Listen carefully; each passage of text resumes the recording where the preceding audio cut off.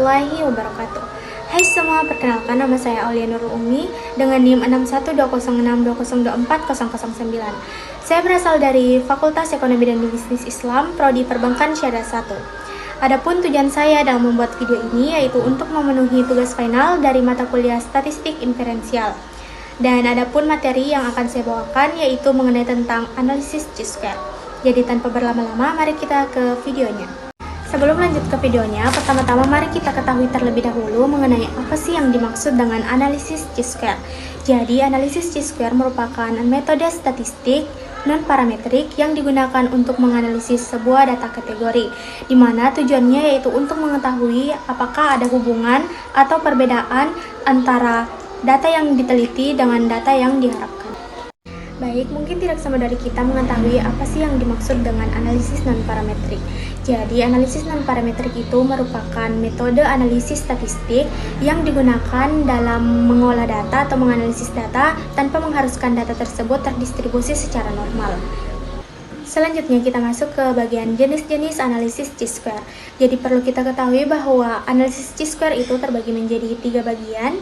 Yang pertama yaitu chi-square goodness of fit, yang kedua chi-square independensi, dan yang ketiga chi-square homogenitas. Di sini saya akan menjelaskan mengenai perbedaan dari 3 jenis chi-square tersebut. Yang pertama yaitu chi-square goodness of fit, yang dimana chi-square tersebut menganalisis antara kesesuaian dari satu variabel.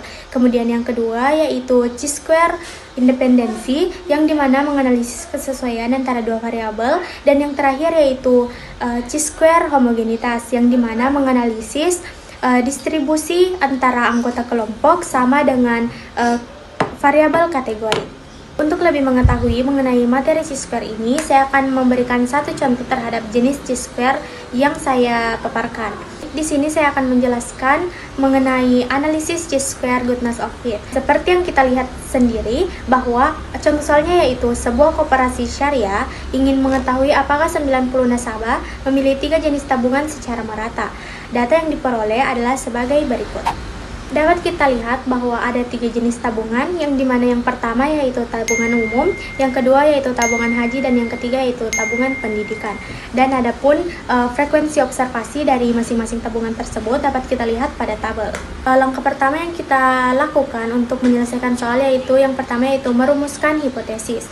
Jadi adapun hipotesisnya yang pertama yaitu H0, yang berarti terdistribusikan secara merata, dan yang kedua H1 yaitu tidak terdistribusikan secara merata. Langkah yang kedua yaitu menentukan taraf signifikansi. Jadi taraf signifikansi itu menjelaskan seberapa besar kesalahan yang mungkin muncul pada penelitian kita. Dan yang saya gunakan di sini yaitu taraf signifikansi alfa sama dengan 5% atau 0,05. Langkah selanjutnya yang kita lakukan yaitu menghitung frekuensi harapan, yang dimana frekuensi harapan yang disimbolkan dengan simbol E sama dengan total dari observasi dibagi jumlah kategori. Nah, karena sampel kita terdapat 90 orang dan ada 3 kategori, maka 90 dibagi 3 hasilnya 30. Setelah mengetahui frekuensi harapan, selanjutnya yang kita kerjakan yaitu menentukan nilai chi-square, yang dimana akan saya paparkan pada tabel berikut. Dari kolom di atas, kita dapat mengetahui bahwa frekuensi observasi dan frekuensi harapan digunakan untuk mencari nilai chi-square. Selanjutnya, kita mendapatkan bahwa nilai chi-square dari tabungan umum itu bernilai 0,83, untuk tabungan haji bernilai 0, dan untuk tabungan pendidikan yaitu 0,83. Dan untuk mengetahui nilai chi-square-nya, maka hasil-hasil tersebut ditambahkan dan menghasilkan angka 1,66. Nah, angka 1,66 itu yang disebut dengan X hitung. Selanjutnya yang kita lakukan yaitu menentukan derajat kebebasan, yang dimana derajat kebebasan ini dapat dicari menggunakan rumus DK sama dengan K dikurang 1, dimana K ini merupakan jumlah kategori. Maka DK sama dengan K dikurang 1, dan 3 dikurang 1 sama dengan 2. Kemudian kita lanjut ke bagian tabel chi-square. Dapat kita lihat dari taraf signifikansi alfa sama dengan 0,05 dan derajat kebebasan 2 dihasilkan nilai X tabel yaitu 5,991. Baik, Sekarang kita telah mengetahui nilai X hitung dan X tabel. Selanjutnya yang kita lakukan yaitu membuat kurva, di mana kurva ini terbagi menjadi dua bagian, yaitu ada daerah penerimaan dan daerah penolakan. Dan yang saya tampilkan, H0 itu merupakan daerah penerimaan dan H1 itu merupakan daerah penolakan yang ditandai dengan warna merah. Kemudian, untuk X tabel tersebut menjadi pembatas antara H0 dan H1.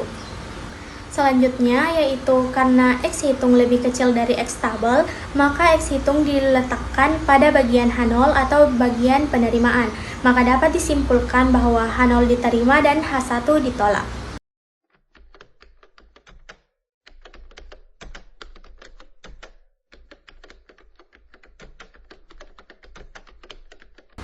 Baik, itulah dia penjelasan singkat saya mengenai tentang analisis chi-square pada jenis analisis chi-square goodness of fit. Semoga apa yang saya sampaikan dapat dimengerti oleh teman-teman sekalian. Lebih dan kurangnya mohon dimaafkan. Wallahul muwaffiq ila aqwamit thoriq. Wassalamualaikum warahmatullahi wabarakatuh. See you.